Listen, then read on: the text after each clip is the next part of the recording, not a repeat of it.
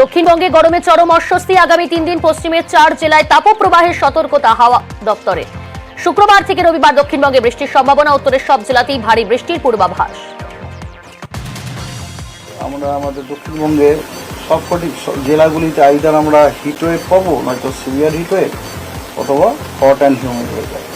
এবং যেহেতু hot and humid এত হিটিং, তো ন্যাচারালি তার সাথে সাথে যেটা আসে সেটা হচ্ছে কোথাও কোথাও আপনার আইসোলেটেড প্লেসে আমরা থান্ডারস্টর্ম, লাইটনিং, ঝোড়ো হাওয়া পেতে পারি। মুর্শিদাবাদ, বীরভূম এবং ওয়েস্ট বর্ধমানে আইসোলেটেড রেনফল, বাকি সব জেলাগুলি শুষ্ক। দক্ষিণবঙ্গের বেশ কিছু জেলা জাস্ট শুষ্ক।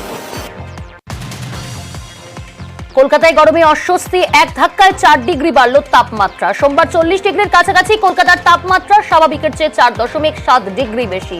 এখনই বর্ষা ঢোকার সম্ভাবনা নেই। 14 জুনের আগে কিছু বলা যাবে না, বলছে হাওয়া অফিস। মনসুন কিন্তু ঢোকার এখনো পর্যন্ত কোনো সিমটমস আমরা দেখতে পাচ্ছি না। 14 তারিখের আগে আমরা কিছুই বলতে পারবো না। তো মনসুন যদি না ঢোকে তাহলে তো ন্যাচারালি গরম হওয়ারই কথা, সেই জিনিসটাই। আর উত্তরবঙ্গে যেহেতু আপনার মনসুন ঢুকে গেছে, 14 তারিখ north Bengal is same, that is 5টা উত্তরের জেলাতে হোয়াইট স্প্রেড, নর্থ দিনাজপুরে ফেয়ারলি হোয়াইট স্প্রেড, দক্ষিণ দিনাজপুর মালদায় স্ক্যাটার, সাউথ বেঙ্গলে সব জেলাতেই বৃষ্টি, স্ক্যাটার রেনফল। চড়ছে পারদ। তাপপ্রবাহের পরিস্থিতি জেলায় সকাল থেকে চড়া রোদের সঙ্গে ভ্যাপসা অস্বস্তিকর গরম পুরুলিয়ায়। দিনে দিনেই বাড়ছে তাপমাত্রার পারদ। বেলা বাড়তেই গরমের শীত চেনা ছবি। জেলার সর্বোচ্চ তাপমাত্রা 42.4 ডিগ্রি। পশ্চিম মেদিনীপুর জেলার দেবরাস এবং পিংলা এলাকায় সর্বোচ্চ তাপমাত্রা ছিল 41 ডিগ্রিতে। সকাল থেকেই গুমোট ভাব ও অস্বস্তিকর পরিবেশ। সকাল থেকে চাঁদি ফাটা রোদ। গত কয়েকদিন ধরে যেভাবে তাপমাত্রা প্রতিনিয়ত বাড়ছে তাদের নাজেহাল পুরুলিয়াবাসী। জেলার সর্বোচ্চ তাপমাত্রা 43 ডিগ্রি। প্রয়োজন ছাড়া কেউ বাইরে বের হচ্ছেন না। যারা বেরোচ্ছেন তারা হাতে ছাতা কিংবা মুখে কাপড় জড়িয়ে বাড়ির বাইরে বেরোচ্ছেন। সকাল থেকেই কাঠফাটা রোদে নাজেহাল বাঁকুড়াবাসী। গত 24 ঘন্টায় জেলার সর্বোচ্চ তাপমাত্রা 42.3 ডিগ্রি সেলসিয়াস। রয়েছে আর্দ্রতাজনিত অস্বস্তি। বেলা বাড়ার সাথে সাথেই শুনশান হচ্ছে রাস্তাঘাট। খুব প্রয়োজন ছাড়া কেউ বাইরেও বের হচ্ছেন না। প্রায় 1.5 মাস পর খুলল স্কুল। তাপপ্রবাহের জেরে আগাম গরমের ছুটি পড়ে গিয়েছিল। প্রায় 1.5 মাস পর স্কুল খুললেও সেই একই অস্বস্তিকর অবস্থা। স্কুল খুললেও গরম থেকে মুক্তি নেই, হাঁসফাঁস অবস্থা, ঘেমে নেই কাবু খুদেরা।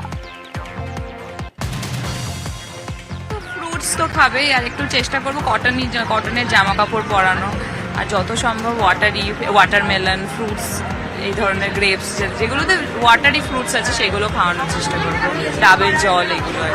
ফার্স্ট অফ অল ওকে বটলে ওআরএস ভরে দিয়েছি, কারণ যা হিউমিড তাতে আমার মনে হয় শুধু জলে কাজ হবে না। ইভেন এক্সট্রা বটলও দিয়েছি, যাতে ওই জলটা ফিনিশ হয়ে গেলে, আমার ছেলে একটু বেশি জল খায়, ওই জলটা ফিনিশ হয়ে গেলে যাতে আর একটা বটল সেইভাবে ওকে কাস্টম করে পাঠানো হয়েছে।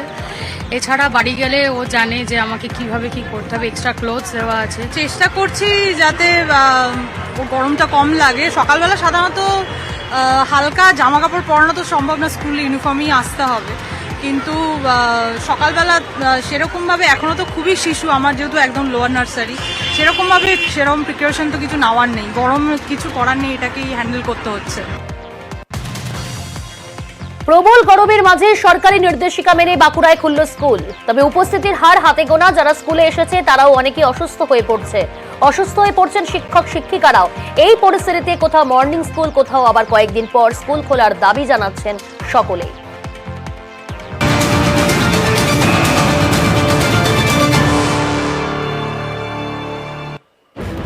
এই মুহূর্তে একটি গুরুত্বপূর্ণ খবর। বিচারককে প্রতারণায় দোষী সাব্যস্ত 2 জন। জানবো আরো বিস্তারিত। টেলিফোন লাইনে রয়েছে প্রতিনিধি অনুপ, বিস্তারিত জানতে চাইবো। গত 8-10-2022 সালে মূলত বিচারক তিনি যখন পরিবার নিয়ে ঘুরতে যাবেন বলে একটি অনলাইন সংস্থার মাধ্যমে কিন্তু হোটেল বুকিং করেছিল। পরবর্তী ক্ষেত্রে 92,000 টাকা যখন তাকে তিনি পে করেন এবং পরবর্তী ক্ষেত্রে তিনি জানতে পারেন তিনি প্রতারিত হয়েছে। এরপরে বিধাননগর সাইবার ক্রাইম থানায় যখন লিখিত মর্মে অভিযোগ দায়ের করা হয়, সেই অভিযোগের ভিত্তিতে পুলিশ একেবারে 2 জনকে গ্রেপ্তার করে। একদিকে প্রেমচাঁদ নামে একজন, তাকে ভরতপুর এলাকা থেকে গ্রেপ্তার করা হয়। তার পাশাপাশি আরামবাগ থেকে আরো এক অভিযুক্তকে গ্রেপ্তার করা হয়।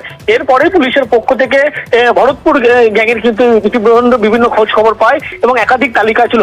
তার পরবর্তী ক্ষেত্রে বিধাননগর সাইবার ক্রাইম থানা যখন গ্রেপ্তার করে, হেফাজতে নেওয়ার পরে একাধিক তথ্য পায় এবং বিচারকের যে সঙ্গে প্রতারণার ঘটনা 92,000 টাকা, সেই ঘটনায় কিন্তু ইতিমধ্যেই যখন ট্রায়াল চলছিল সেই মামলার, আজকে বিধাননগর মহকুমা আদালত সেখানে কিন্তু একেবারে দুজনকেই দোষী সাব্যস্ত করলো।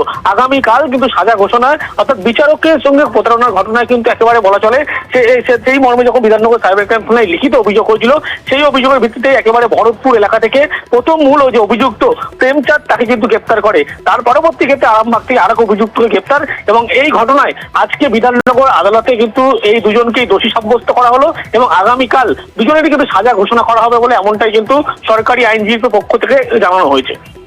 ধন্যবাদ। ভরতপুর গ্যাং, তার মধ্যে থেকে একজনকে অ্যারেস্ট করা হয়েছে। এখানে একজন ওয়েস্ট বেঙ্গলের আসামি, একজন ভরতপুরের আসামি। এরা যৌথভাবে একটা কনস্পিরেসি করে এই ক্রাইমটা করে। ক্রাইমটা হয়তো রাজস্থান থেকে বসে হয়, কিন্তু ক্রাইমের যে মোডাস, আমাদের সবচেয়ে ইম্পর্টেন্ট জিনিস হচ্ছে জাল সিম কার্ড। এই ফেক সিম কার্ডটা কিন্তু ওয়েস্ট বেঙ্গল থেকে ইস্যু হয়েছে। সেই ফেক সিমটা দিয়ে এই পুরো ক্রাইমটা একটা বড় পার্ট, কারণ যে ওয়েবসাইটটা আমরা পাচ্ছি, সেই ওয়েবসাইটটার মধ্যে যে জিমেল অ্যাকাউন্টটা আছে, সেই জিমেল অ্যাকাউন্টের লগ ইন পেজ থেকে আমরা যে মোবাইল নাম্বারটা পাচ্ছি, সেই মোবাইল নাম্বারটা ইস্যু হয়েছে এই আসামির মাধ্যমে। এরা ওই রাজস্থানে বসে এই ধরনের ক্রাইমগুলো করে এবং যার ফলে ভিকটিম আমাদের বেঙ্গলে পাওয়া যায়। জেলা এক্সপ্রেস নিবেদন করছে এখন মাংস রান্নাতে কোনো চাপ নেই বস। রবিবার তৃতীয়বার শপথ গ্রহণ। সোমবার পিএমওতে প্রধানমন্ত্রী নরেন্দ্র মোদী। নেহেরু রেকর্ড ছুঁয়ে প্রধানমন্ত্রীত্বে হ্যাট্রিক। পুরনো টিমেই আস্থা রাখছেন মোদী। ফের মন্ত্রী রাজনাথ, অমিত শাহ, নির্মলা সীতারামন। সোমবার বিকেলেই বৈঠকে নতুন মন্ত্রিসভা। নজরে এবার মন্ত্রক বন্টন। 72 জন সদস্যকে নিয়ে মন্ত্রিসভার প্রথম বৈঠকে বসছেন প্রধানমন্ত্রী নরেন্দ্র মোদী। বিকেলে নতুন মন্ত্রিসভার সব সদস্যকে বৈঠকে হাজির হতে বলা হয়েছে। ইতিমধ্যে সে বৈঠক শুরু। এই বৈঠক হবে দিল্লির লোক কল্যাণ মার্গে মোদীর বাসভবনে। 72 জন মন্ত্রী শপথ নিয়েছেন। তাদের মধ্যেই দফতর বন্টন করা হয়নি। কে কোন মন্ত্রকে দায়িত্ব পাবেন এখনো স্পষ্ট নয়। প্রধানমন্ত্রীর বাসভবনে ডাকা বৈঠকে মন্ত্রীদের মধ্যে দফতর বন্টন নিয়ে আলোচনা এবং সিদ্ধান্ত হতে পারে। মোদীর মন্ত্রিসভায় ফের জেপি নাড্ডা। বিজেপির দলীয় নিয়ম এক নেতা এক পদ, ফলে এবার নতুন সর্বভারতীয় সভাপতি পাচ্ছে বিজেপি। একসঙ্গে মন্ত্রিত্ব এবং বিজেপির সর্বভারতীয় সভাপতির পদে থাকতে পারবেন না নাড্ডা। বিজেপির সর্বভারতীয় সভাপতি হিসেবে 30শে জুনই মেয়াদ শেষ নাড্ডার। বিজেপি নতুন সর্বভারতীয় সভাপতি কে হবেন তাই ঘিরেই তুঙ্গে জল্পনা। সুকান্ত মজুমদার মন্ত্রী হওয়ায় রাজ্য সভাপতি বদলের সম্ভাবনা। বঙ্গে নতুন রাজ্য সভাপতি নিয়ে বাড়ছে জল্পনা। সম্ভাব্য রাজ্য সভাপতি হিসেবে উঠছে শ্রমিক ভট্টাচার্যের নাম। রাজ্য সভাপতি পদে কি ফেরানো হবে দিলীপ ঘোষকে? বাড়ছে জল্পনা। রাজ্য বিজেপির নেতৃত্বে রদবদলেরও সম্ভাবনা। নতুন নাম ঘোষণা না হওয়া পর্যন্ত তিনি রাজ্য সভাপতি বলছেন সুকান্ত মজুমদার। দল ঠিক করবে, তবে দল আপাতত আমাকে রাজ্য সভাপতি রেখেছে। যতদিন রাজ্য সভাপতি পদে অন্য কেউ না আসীন হচ্ছে, ততদিন পর্যন্ত রাজ্যের দায়িত্ব আমার। ফের রাজ্যে ভোট। 10 জুলাই রাজ্যের 4 বিধানসভা আসনে উপনির্বাচন। রায়গঞ্জ, রানাঘাট দক্ষিণ, বাগদা, মানিকতলা আসনে উপনির্বাচন। 4 উপনির্বাচনের গণনা 13 জুলাই। রায়গঞ্জ, রানাঘাট দক্ষিণ ও বাগদা এই 3 আসনে বিধায়ক পদত্যাগ করে লোকসভা ভোটে প্রতিদ্বন্দ্বিতা করেন 3 জনেই লোকসভায় হেরে যান। মানিকতলা আসনে বিধায়ক সাধন পান্ডের মৃত্যুতে উপনির্বাচন। ভোট মিটতেই ফের পূর্ব মেদিনীপুরের জেলা শাসক বদল। ফের পূর্ব মেদিনীপুরের জেলা শাসক পূর্ণেন্দু মাঝি। এর আগেও পূর্ব মেদিনীপুর জেলা শাসক হিসেবেই কাজ করেছেন পূর্ণেন্দু মাঝি। তাকেই ফেরানো হলো পূর্ব মেদিনীপুর জেলায়। রবিবার জেলা শাসক পদ থেকে জয়শ্রী দাশগুপ্তকে সরানোর নির্দেশিকা জারি করে নবান্ন। ভোট মিটল স্কুলে কেন্দ্রীয় বাহিনী। এবার তা নিয়ে করা নির্দেশ নবান্নের। স্কুলে রাখা যাবে না কেন্দ্রীয় বাহিনী। কেন্দ্রীয় বাহিনী রাখার বিকল্প জায়গা খুঁজতে হবে। আজ থেকেই গরমের ছুটির পর ছাত্রছাত্রীদের জন্য খুলেছে স্কুল। তারপরও একাধিক স্কুলে কেন্দ্রীয় বাহিনী থাকার জন্য স্কুল চালু হয়নি। উত্তর 24 পরগনা, দক্ষিণ 24 পরগনা সহ কয়েকটি জেলাকে নির্দেশ স্বরাষ্ট্র দফতরের। কসবার ইন্দু পার্ক এলাকায় 2 গোষ্ঠীর সংঘর্ষ। এলাকায় চলল গুলি বোমা। 2 কাউন্সিলরের অনুগামীদের মধ্যে সংঘর্ষের অভিযোগ। এলাকা থেকে উদ্ধার গুলির খোল। তৃণমূলের এক মহিলা কর্মীকে মারধরেরও অভিযোগ। গুলি বোমাবাজির অভিযোগে ধৃত 5। 107 নম্বর ওয়ার্ডে ভোটের ফল খারাপ হওয়া নিয়েই বিবাদ, তাই ঘিরেই সংঘর্ষের অভিযোগ। 107 নম্বর ওয়ার্ডের কাউন্সিলরের বিরুদ্ধে ক্ষোভ দলেরই একাংশের। 107 নম্বর কাউন্সিলর লিপিকা মান্নার বিরুদ্ধে ক্ষোভ প্রকাশ ওয়ার্ডের প্রাক্তন কাউন্সিলরের। তার নেতৃত্বে এলাকায় সন্ত্রাসের অভিযোগ সুশান্ত ঘোষের। অভিযোগ অস্বীকার লিপিকা মান্নার। বাড়িওয়ালা ভারতের গন্ডগোল বলেই পাল্টা দাবি লিপিকা মান্নার। পুরো দুর্ভাগ্যজনক দল যদি করতো তাহলে এই জিনিস ঘটতো না, সমাজ বিরোধীদের নিয়ে ঘুরতো না। দল সম্বন্ধে সম্যক ধারণা না থাকলে যেটা হওয়ার তাই হচ্ছে।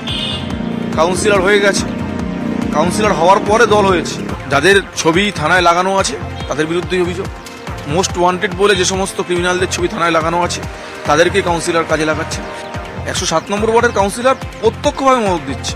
শুধু মদত দিচ্ছে না, এদের দিয়ে তৃণমূল কংগ্রেসের কর্মীদের বাড়ি বাড়ি গিয়ে সন্ত্রাস করানো হচ্ছে। বারংবার বলেছি দেবাশিস কুমারকে, কিন্তু আশ্চর্যজনকভাবে যারা এই জিনিসগুলো করে বেড়াচ্ছিল তাদের বিরুদ্ধে কোনো ব্যবস্থা নেওয়া হয়নি। শান্তিপ্রিয় মানুষ, আমি কখনো গন্ডগোল ঝগড়া এগুলো করি না। আসল ঘটনা তো বাড়িওয়ালা ভাড়াটে নিয়ে বারংবার কেন এরকম ভাবে গোষ্ঠীদ্বন্দ্ব বলা হচ্ছে আমি বুঝতে পারছি না। দুষ্কৃতি সন্ত্রাস আমি তৈরি করছি এগুলো আমি বলতে পারছি না। ওয়ার্ডে যারা থাকে, যারা মিটিং করে, মিছিল করে, পার্টিতে যারা আসতে চায়, কাউকে তো আমি বাদ দিতে পারি না। আমি তো জনপ্রতিনিধি, আমি তো সবার কাজ করব। ওয়ার্ডের বাইরে থেকে লোক আসছে, বদমাইশি করছে, সেটা আলাদা কথা, সেটা তো কিছু নয়। তো আমার বড় চেয়ারম্যান, ওনাকে সরিয়ে দেবে, কে সরিয়ে দেবে? ওনার বাড়িও তো এই ওয়ার্ড। আপনার মানে বিবাদটা কি? কোনো বিবাদ নেই।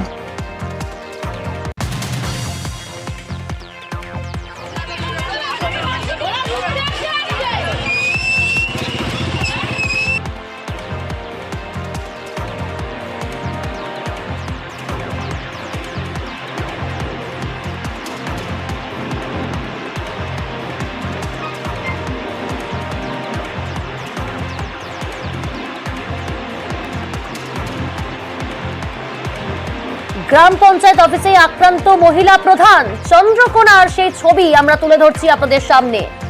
পঞ্চায়েত অফিসে আক্রান্ত মহিলা প্রধান, চন্দ্রকোনার সেই ছবি। মারধর করছে এলাকাবাসী, স্থানীয় বাসিন্দারা। মহিলাদের একাংশ একেবারে ক্ষোভ উগরে দিচ্ছেন। সেই ছবি আপনারা দেখছেন। চন্দ্রকোনা পঞ্চায়েত অফিসে আক্রান্ত মহিলা প্রধান, মহিলাদের হাতেই মার খেলেন সেই পঞ্চায়েত প্রধান।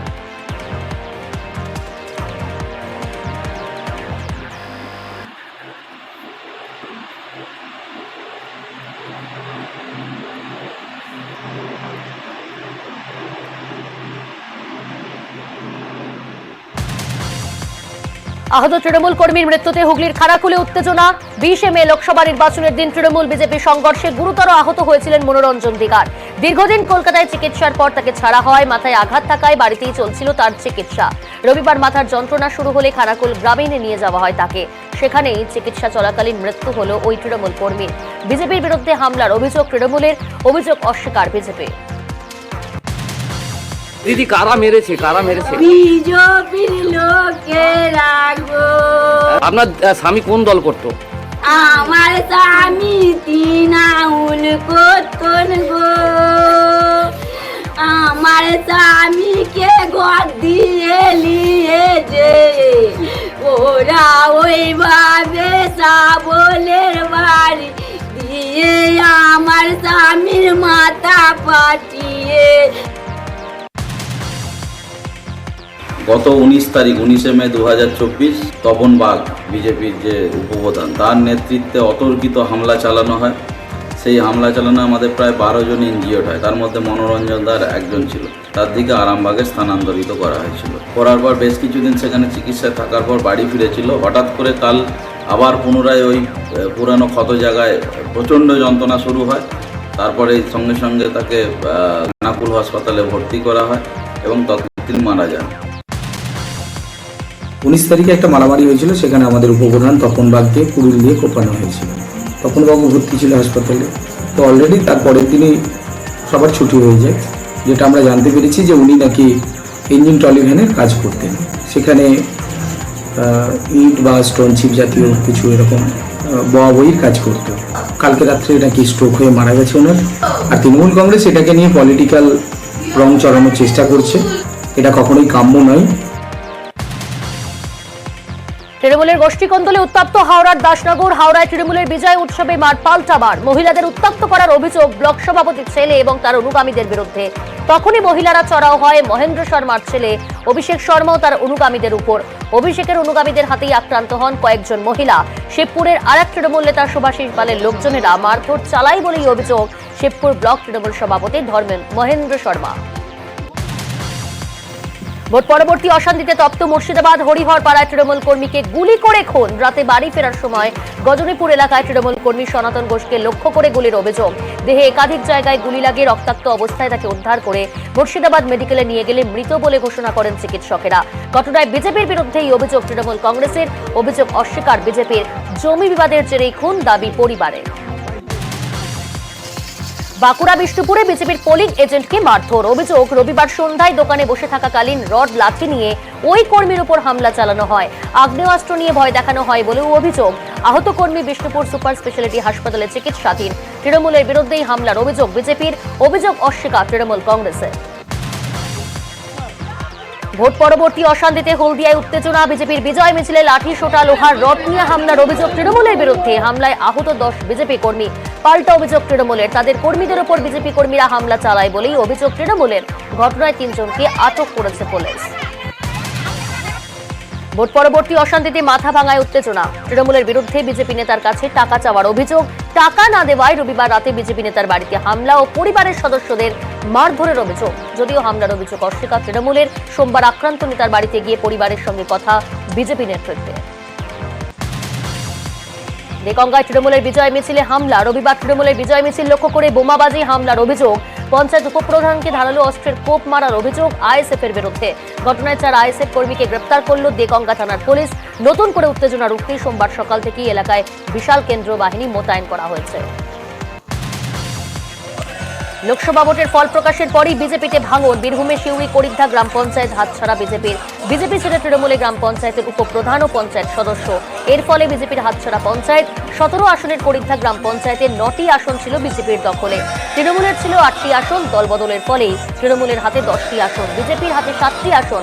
করিদ্ধা পঞ্চায়েতের বোর্ড গঠনের জন্য শীঘ্রই বিডিওর কাছে আবেদন জানাবে তৃণমূল কংগ্রেস। বিজেপি কর্মীকে মারধরের অভিযোগ, প্রতিবাদে থানায় স্মারকলিপি। রবিবার বাগডোগরা রানীডাঙ্গায় বিজেপির বিজয় মিছিলে গন্ডগোল। মিছিলে বিজেপি কর্মীকে মারধরের অভিযোগ।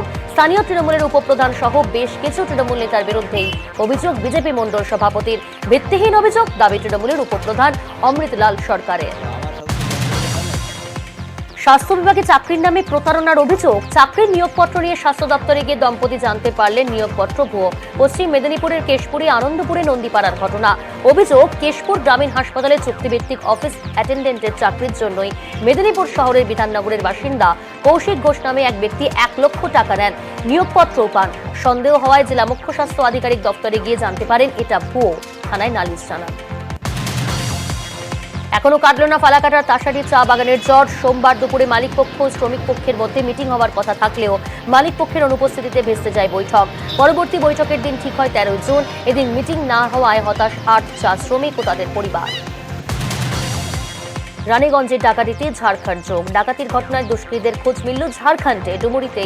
ডুমরিতে মিলল আসানসোল ছিনতাই হওয়া গাড়ি। গাড়িতেই জখম এক দুষ্কৃতীকে ফেলে চম্পট বাকি দুষ্কৃতীদের। খবর পাওয়ার পরই আসানসোল, দুর্গাপুর পুলিশ ও ঝাড়খণ্ড পুলিশের যৌথ তল্লাশি শুরু। পুলিশের জালে জখম দুষ্কৃতী। রায়গঞ্জের সক্রিয় কিডনি পাচার চক্র। অভিযোগ, মাইজলি বর্মনকে কিডনি বিক্রি করে টাকার প্রলোভন দেখায় কিডনি পাচারকারী রবি জালি। 15 লক্ষ টাকা দেওয়ার নামে ধরেই কিডনি নেওয়া হয় তার কাছ থেকে। 6 লক্ষ টাকা দিলেও বাকি টাকা চাইতে গেলে মাইজলিকে বেধড়ক মারধর করা হয় বলে অভিযোগ। গুরুতর জখম, মহিলা হাসপাতালে চিকিৎসাধীন। রবি জালির বিরুদ্ধেই পুলিশে অভিযোগ দায়ের হলেও তাকে এখনো গ্রেপ্তার না করায় উঠছে প্রশ্ন।